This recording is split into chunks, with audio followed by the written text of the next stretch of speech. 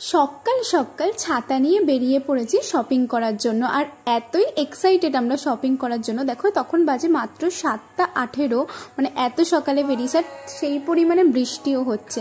কিন্তু আমাদের তো শপিং করতে সেদিন যেতেই হবে, ফাইনাল হয়ে গেছে। তো আমরা গেছি, আমি, রনিদা আর একটা দাদাও আছে, যে দাদাটাকে তোমরা কখনো দেখোনি, এই ফার্স্ট এলো আমার ব্লগে। এটা হচ্ছে সুশোভন দা। তো আমরা তিনজনে মিলে প্ল্যান করে গেছি।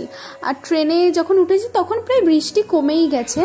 আর দেখো এখানটাতে আমরা বসে রয়েছি, অনেকটাই যেতে হয়েছে। তারপরে যখন নামলাম আর তারপরে দেখছি আবার বৃষ্টি শুরু হয়ে গেছে। দেখো মানে কি যে বলবো।